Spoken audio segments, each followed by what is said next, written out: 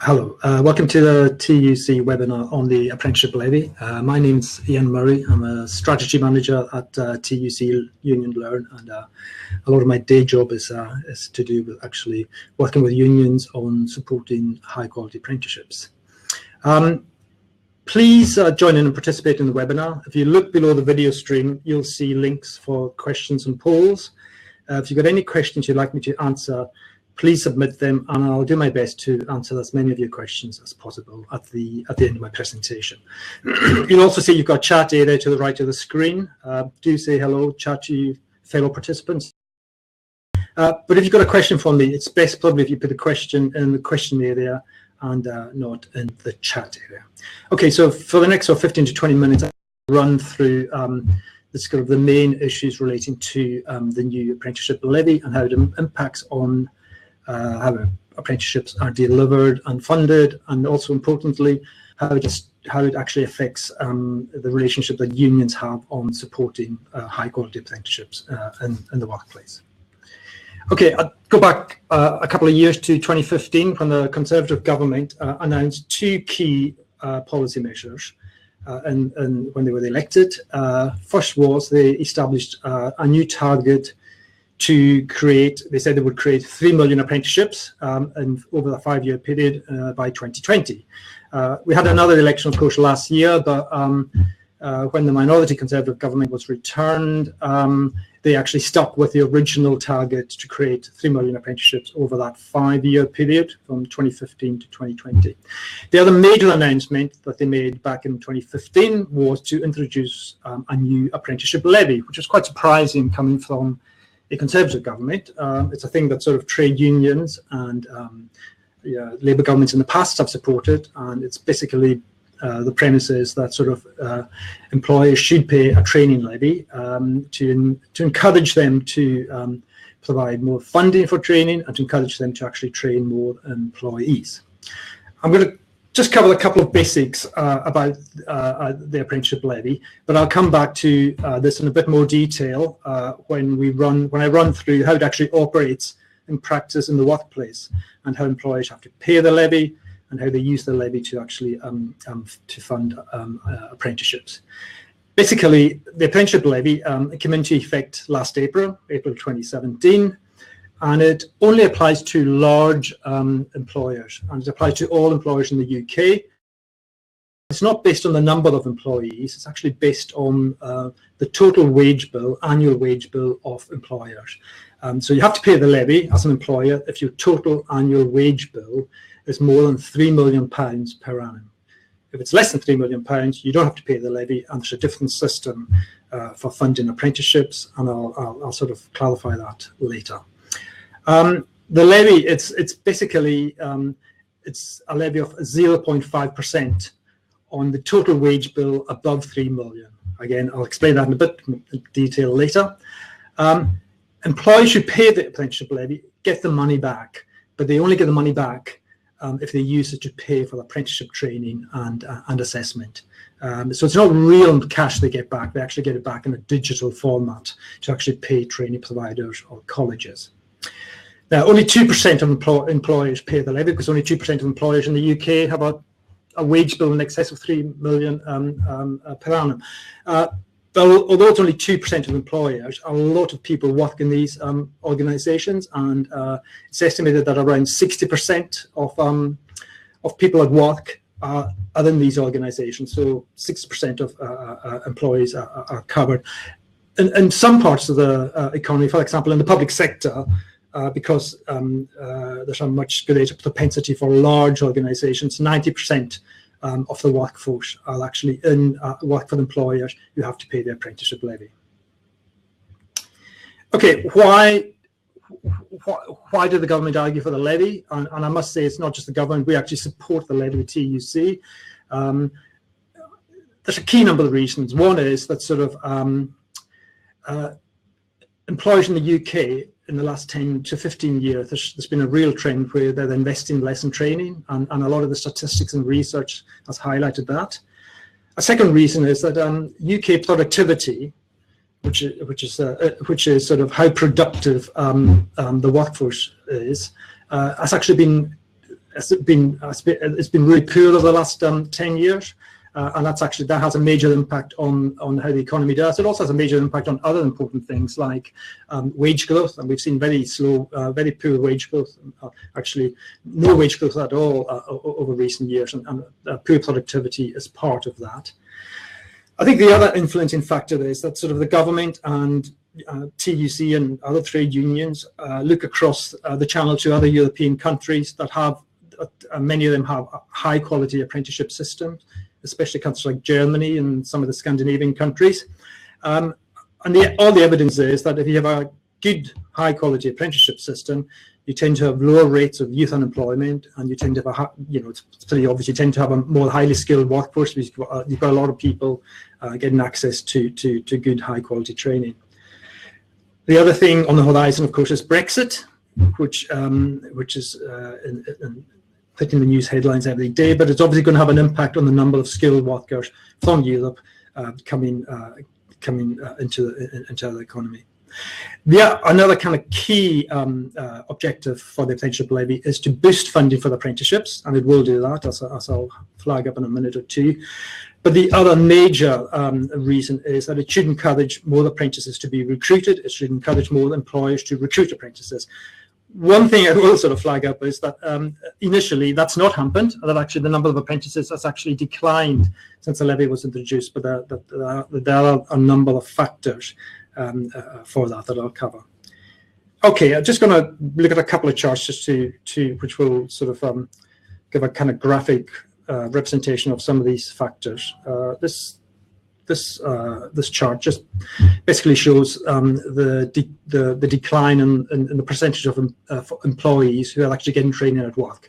It's taken from a large survey called the Labour Force Survey, which the government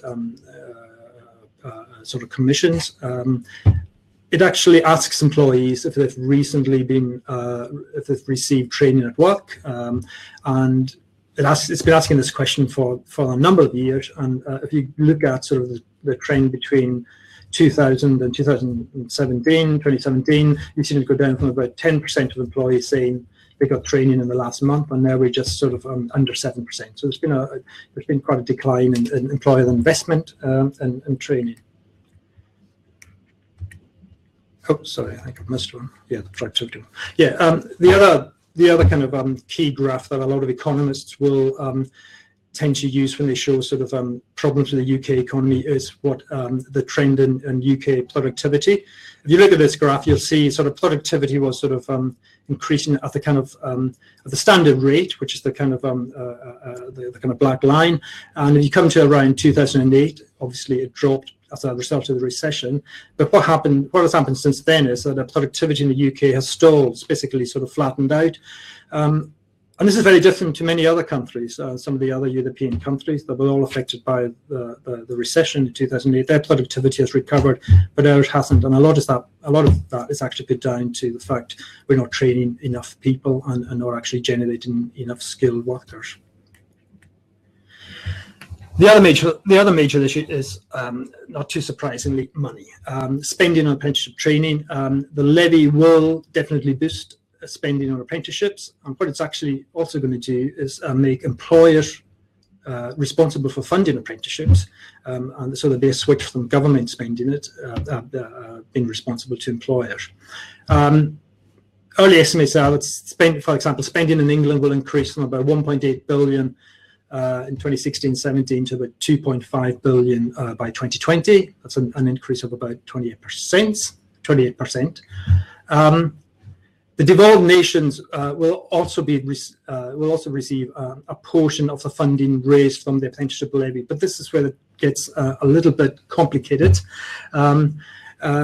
because although all UK employees have to pay the levy, the devolved nations, Scotland, Wales, and Northern Ireland, they get a lump sum payment, but they don't actually have to adopt the new funding system in place in England. So they're actually getting the revenue from the Apprenticeship Levy, because employees in Scotland, Wales, and Northern Ireland are paying the levy, but their governments are continuing to run their apprenticeship systems as they have done so in the past. So I think one word of warning: most of the rest of the slides that I will be talking to are about the changes to the apprenticeship funding and training system in England. Much of the systems in the other devolved nations will continue, but they will have a boost to funding from the Apprenticeship Levy that employers in these countries are also paying. But I think I sort of indicated that sort of, although the levy is designed to boost the number of apprentices, the early experience of the levy is that there was quite a dramatic decline. Now, this is quite a complicated chart I've got here, and I think I'm not going to go through it in detail. The next slide's got a couple of bullet points that sort of pulls out the main finding. I mean, basically what's happened is that sort of since the levy was introduced last April, employers didn't actually begin to pay it until May. They started making their levy payments in May 2017. The quarter after that, the May to July quarter, there was quite a dramatic decline. Comparing it with 12 months earlier, there was 59% fewer apprentices recruited by employers. The next quarter, which was August to October, the second quarter following the introduction of the levy, there was still a major decline of 26%, but obviously the rate of decline has sort of slowed a bit. There was another major thing to look at in that chart, and I'll just pop back to the chart actually now. If you look at the third quarter 3, 2016-17, just that sort of just before the apprenticeship levy was introduced, you see that's actually quite high. And what the evidence tells us, that sort of the 3 months before the levy was introduced, employers sort of recruited a lot more apprentices than they usually do around that time of the year. The estimates are that they recruited nearly 50% more apprentices in that period, which is I think around April to May. Well, no, it wasn't April to May, it was actually a bit earlier than that. It was February to April of last year. They actually, there was a nearly 50% increase, and the indications are that's because employers were a bit wary of all the new regulations, the new IT system they would be using for the levy. So a lot of them actually, they actually sort of increased their apprenticeship recruitment a lot. So there have been sort of, it's difficult to tell at this stage how the numbers are going to pan out. But the general assumption is that sort of the numbers will recover once employers get used to the new IT system, the new levy system.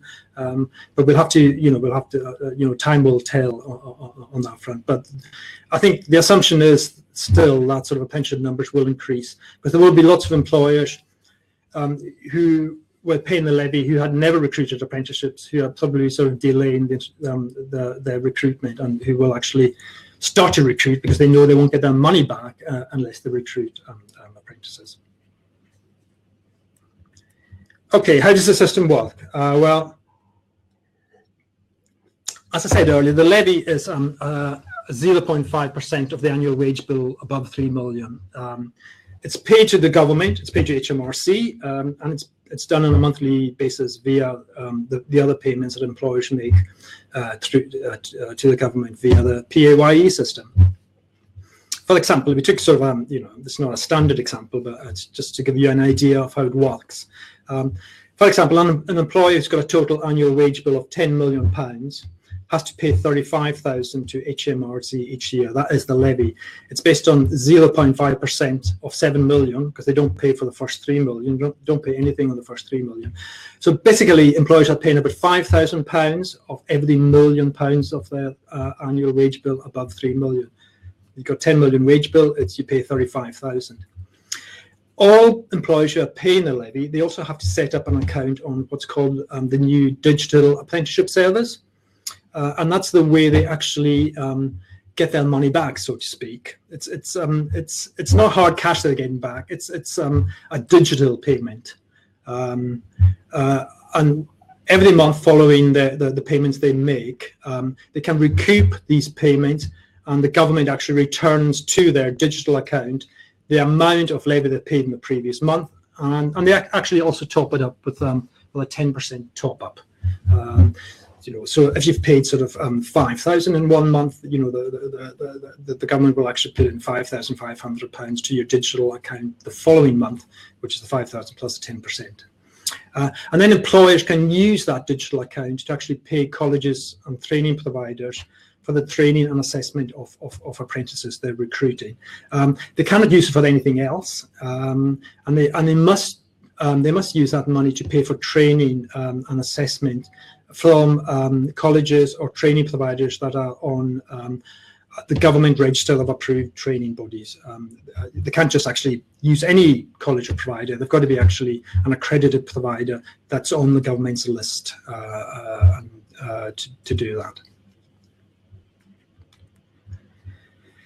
The amount of money they pay depends on the type of apprenticeship as well. So it's quite a complicated system of funding levels, depending on the type of apprenticeship or the type of apprentice you're recruiting.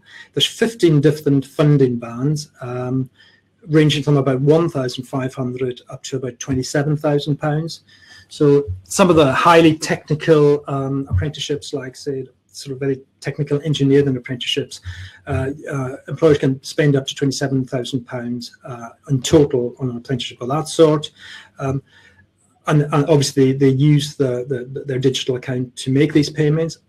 If they need to pay, if they want to pay more than that, that's up to them. But they then have to be using their own money. There's some rules and regulations around the levy as well. I mean, employers are paying into the levy every month, but they must spend what they're paying in within 2 years. So they cannot continue to accumulate money in their digital apprenticeship account endlessly.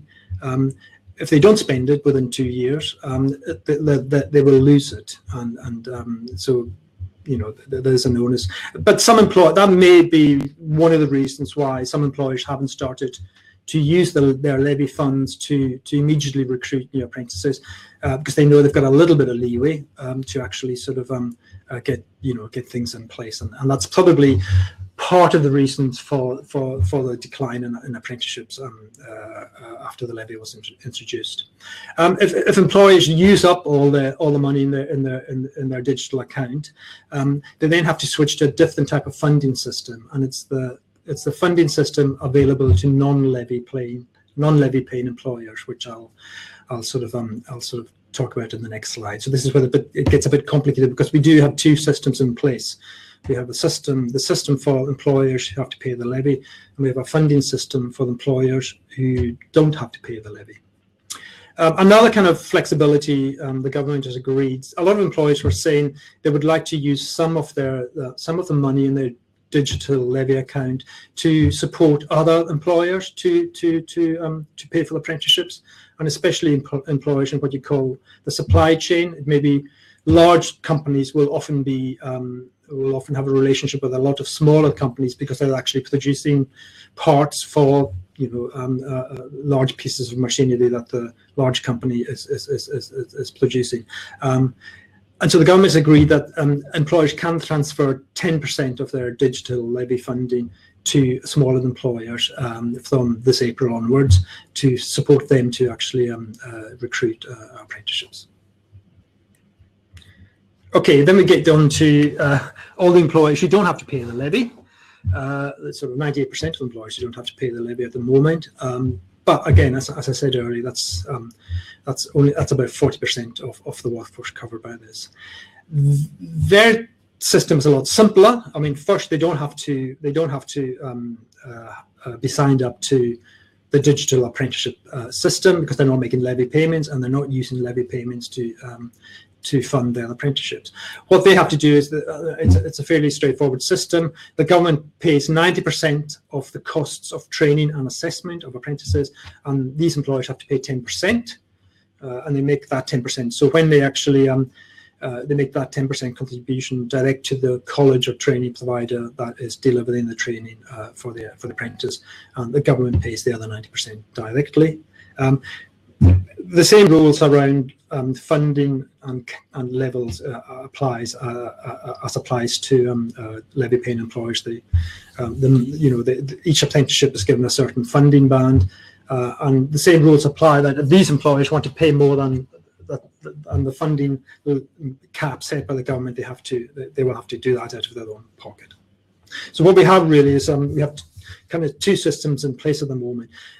It is anticipated that employers who don't pay the levy will actually join a kind of digital apprenticeship service in the future, but that's yet to be confirmed. Okay, one of the other things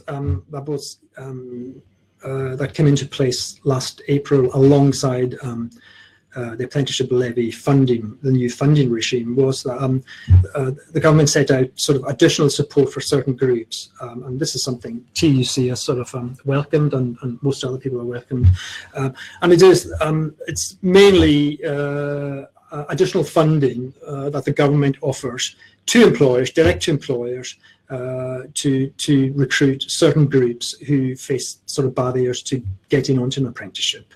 The first one is sort of young people aged 16 to 18. There's an incentive of £1,000 extra payment to employers, and also an extra £1,000 payment to training providers. There's also a couple of groups of what's termed disadvantaged young people, where there's additional payments, and these are either young people who are leaving care, who have been in local authority care, and or young people who have got a education, health and care plan. And these are generally young people, young disabled people, or people with learning difficulties. Education, health and care plan is what replaced a statement of educational needs. There's additional incentives for small employers. When they recruit amongst these groups, they don't have to make any pay. The government pays all the training costs. And there's also additional costs for additional payments for the English and maths training that apprentices now have to undergo if they haven't got a GCSE, and the government pays that direct to training providers.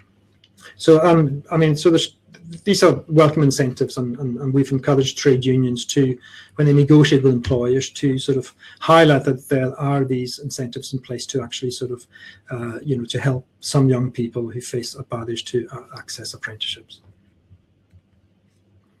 Okay, some other things we've welcomed alongside the introduction of the levy last year, where there was a kind of, the government did look at sort of standardising some of the regulations around apprenticeships, and the TUC, has expressed concern for many years about the fact there's a lot of poor quality apprenticeships out there, and there's not enough monitoring or sort of clamping down on employers and training providers who are delivering what in many cases is sort of poor quality and exploitative apprenticeships.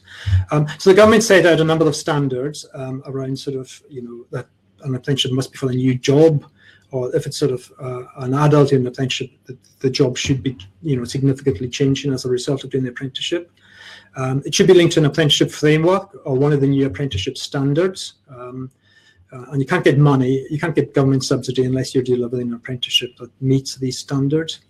One of the key regulations that was introduced last year was that clarification around how much training apprentices should be getting when they're in the workplace. And the government put in place a new regulation saying that at least 20% of an apprentice's time should be for off-the-job vocational training. There's been quite a lot of dispute about this. A lot of employers and training providers are saying, "Oh, this is very difficult." I think our line is that sort of this should be the absolute minimum. If somebody's doing an apprenticeship, they should be spending at least the equivalent of 1 day a week doing off-the-job training. There's also been new regulations around giving apprentices additional time to achieve the minimum English and maths qualifications. They must be an employee from day one, and they must be paid the relevant statutory minimum wage. And there's also a minimum duration for the apprenticeships. There must be at least 1 year. They can be, and they have to be longer than that if somebody's doing an apprenticeship on a part-time basis.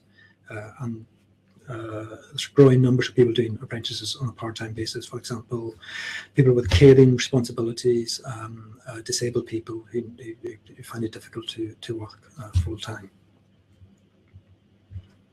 Right, I think now I'm just going to flag up some of the kind of work the TUC unionlearn has been doing with unions to try and drive up the quality of apprenticeships, where unions other in the workplace.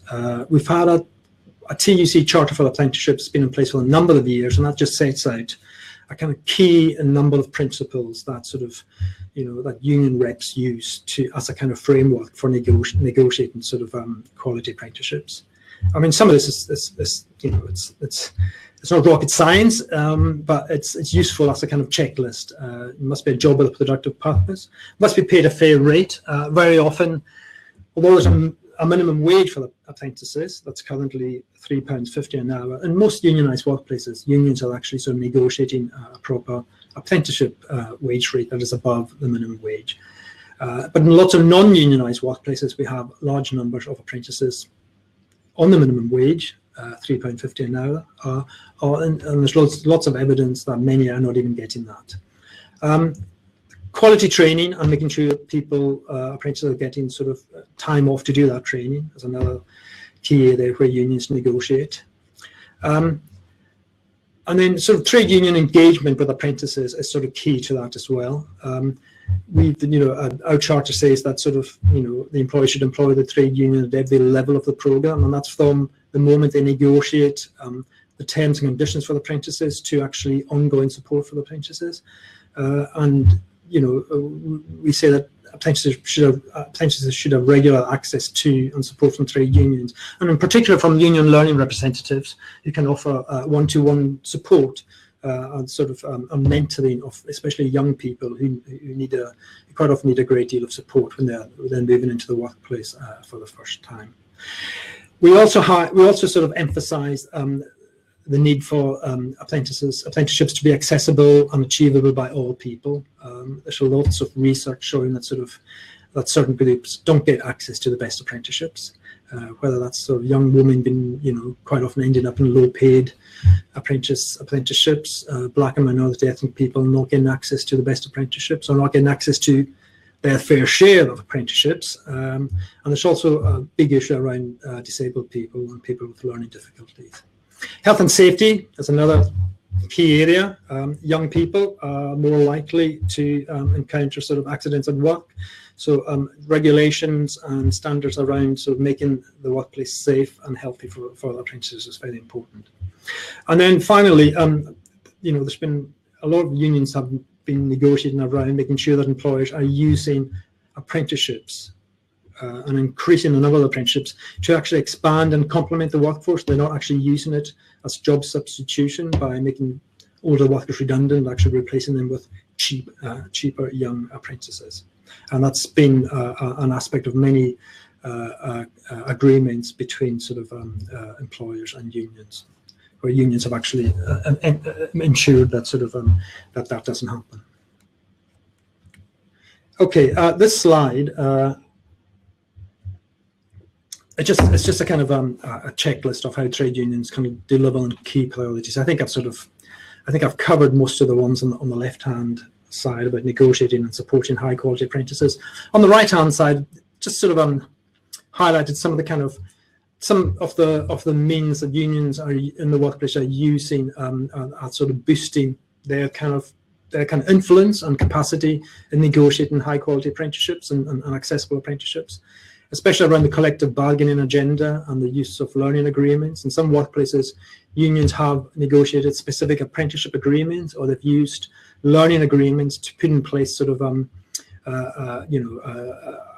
high standards for sort of apprenticeships and decent pay and conditions for apprentices. Union learning reps, as was said, are playing a key role in supporting apprenticeships and ensuring that they're supporting them to complete their apprenticeship.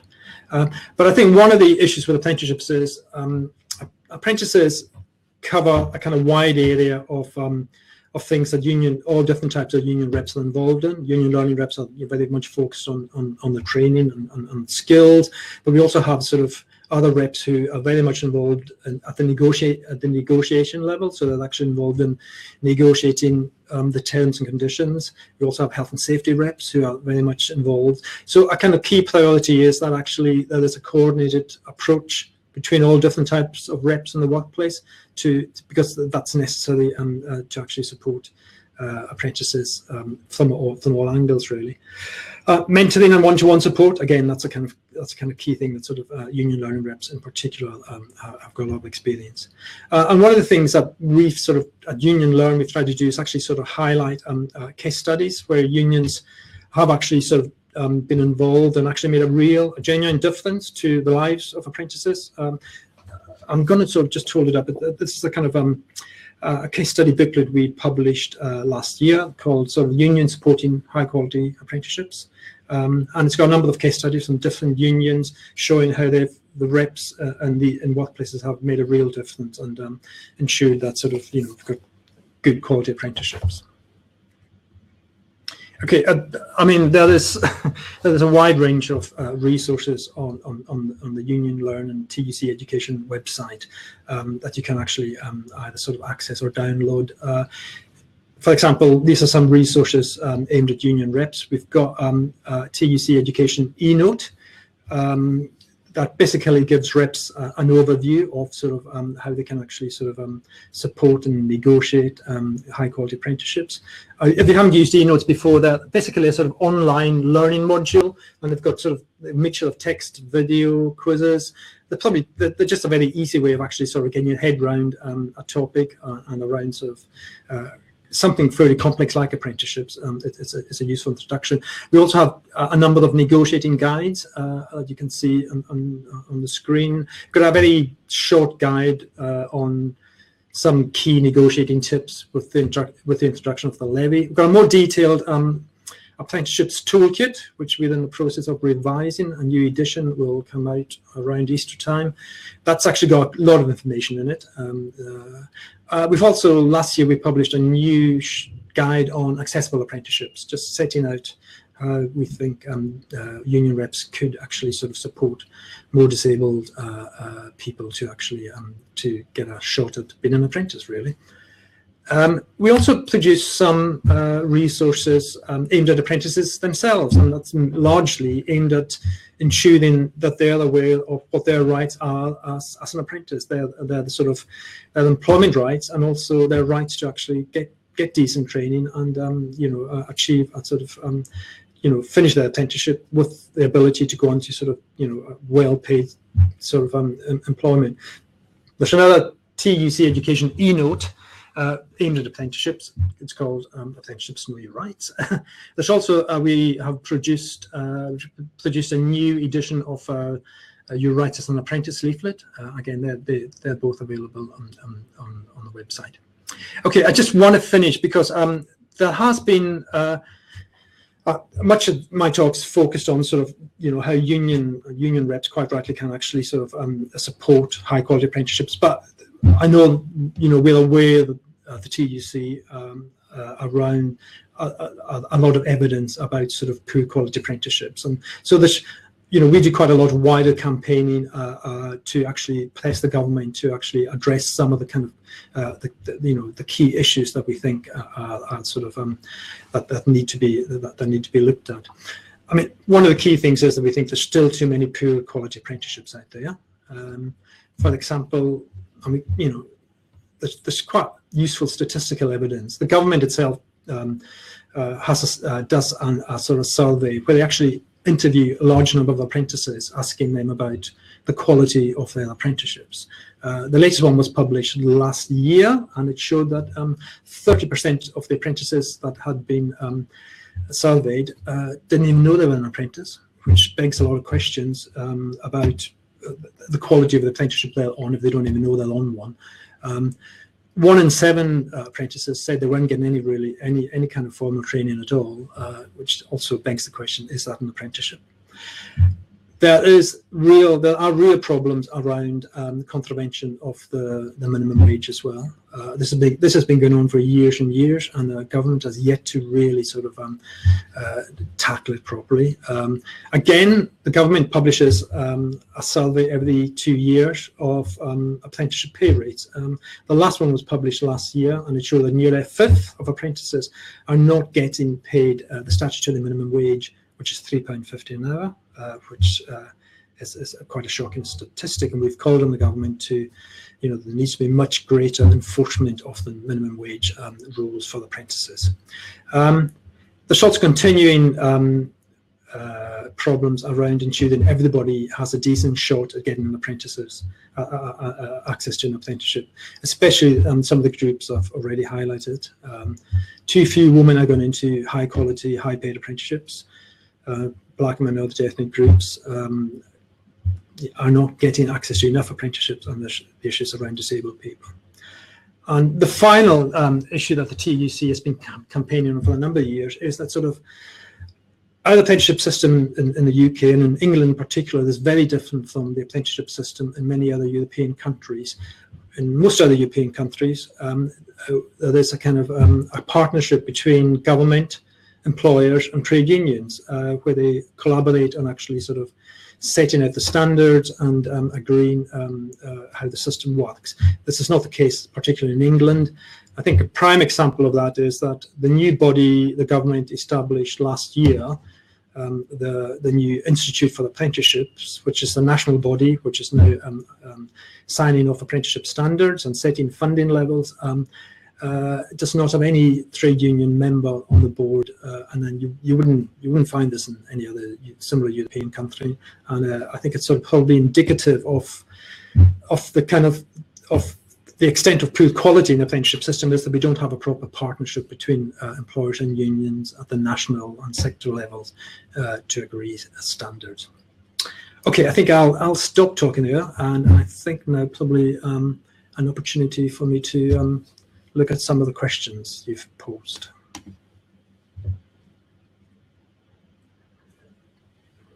Right, I'm just going to examine them. The first one is, I'm not sure quarterly. The first question I've looked at is, I'm not sure. I've lost that one. For quarterly evaluations. Quarterly evaluations. Not sure they help. Yeah, I think that's probably referring to I think it's referring to the chart where I showed the actual numbers of apprenticeship recruitment. I mean, to be honest, that chart is taken from the government produces quarterly statistics,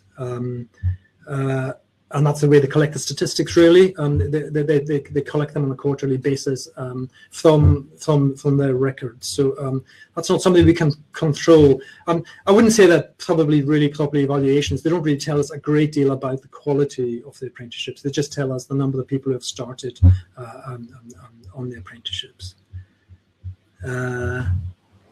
Well, I'm just looking at the next question about about training providers.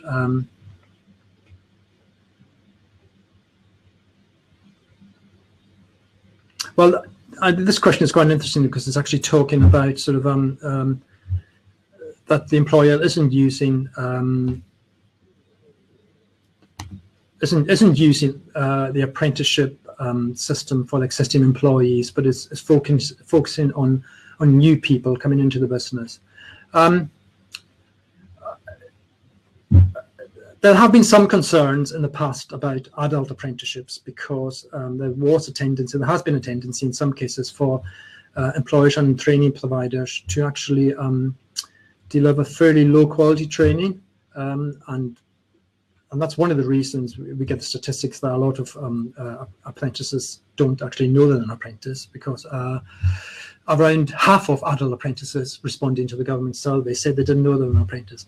But I think you're right in flagging this up, because in unionized workplaces where unions and employers can ensure that sort of adult apprenticeships are of a high quality, they should be used, and the system can be used under the Apprenticeship Levy to allow for adults to be recruited onto an apprenticeship.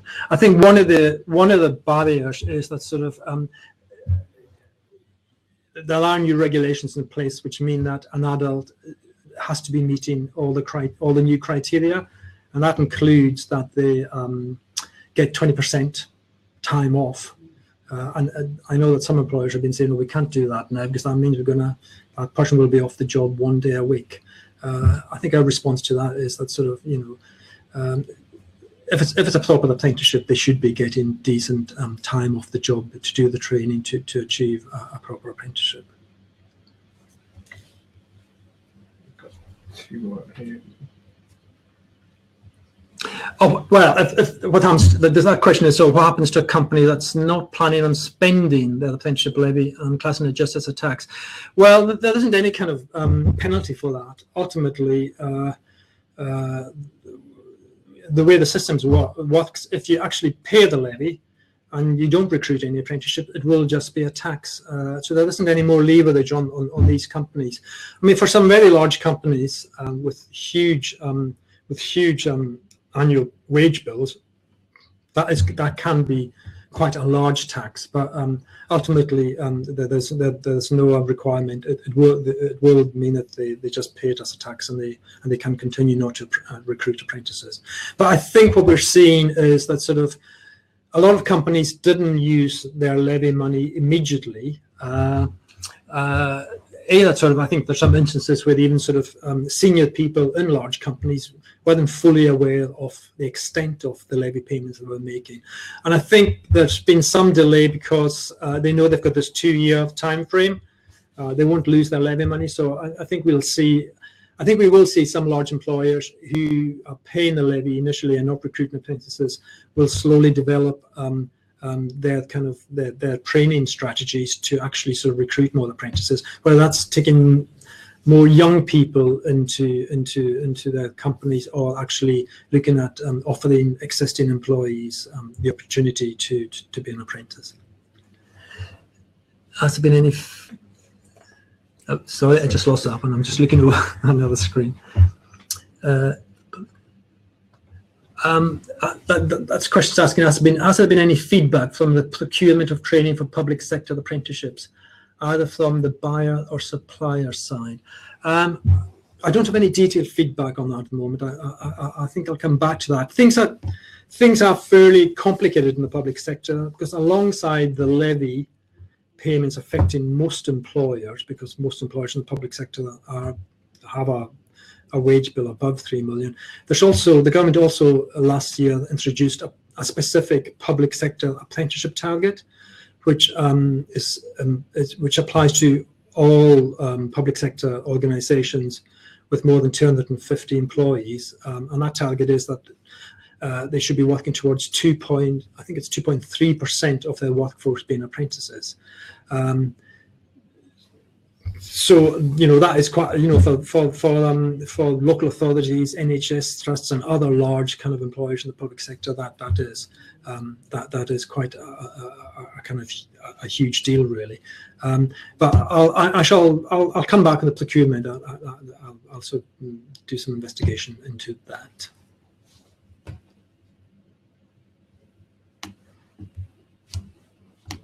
I'm just looking at. One more at the bottom. So any rules around preventing users using the levy for role-related training, which should be the responsibility for the employer? For instance, rail train operating companies are currently working on a driver training apprenticeship for new drivers, which may not be used to deliver the statutory.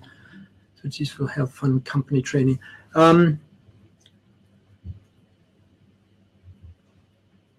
I'm not quite sure. I know that sort of, I think for things like driver training apprenticeships, it would be quite legitimate for rail companies to use the levy money for that. As far as I'm aware, that as long as it's a proper apprenticeships, they would have to ensure that the actual training was actually delivered as an apprenticeship. And there's evidence that some companies are actually adjusting some of the training they deliver. For example, some large companies are looking at could they actually deliver some of their training as an apprenticeship, because they know they're paying so much through their levy payments that they're looking at sort of adjusting their levy payments. As long as, I mean, to use your levy payments, employer just has to demonstrate that actually it's an apprenticeship they're meeting the requirements of an apprenticeship standard that has been agreed by government, and they're actually using a training provider or a college that is on the government's list of registered colleges or training providers.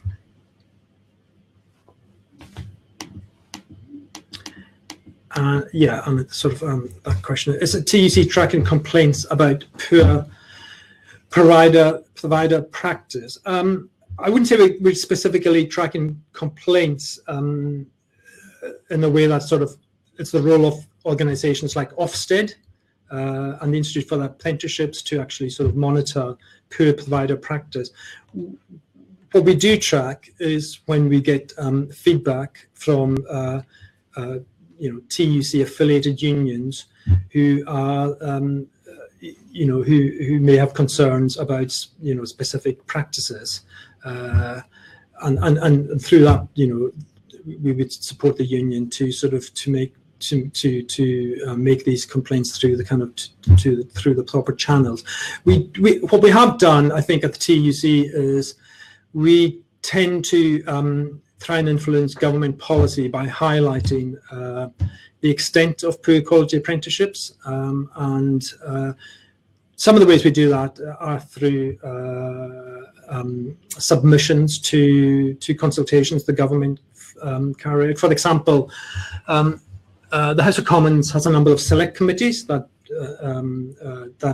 look at various aspects of government policy. There's an education select committee, and at the moment it's undertaken an inquiry into the quality of apprenticeships, and it's called for evidence from organisations, and the TUC submitted detailed evidence earlier this year to the education select committee, and that select committee will sort of publish a report in the next couple of months will be pulling together all the evidence it's received from various stakeholders, including the TUC. So I think what we try to do at the campaigning level is to influence government policy by highlighting the extent to which there is poor practice, and also calling for changes that would give sort of that would lead to sort of improvements on that front. Right. I don't think we've got any more questions.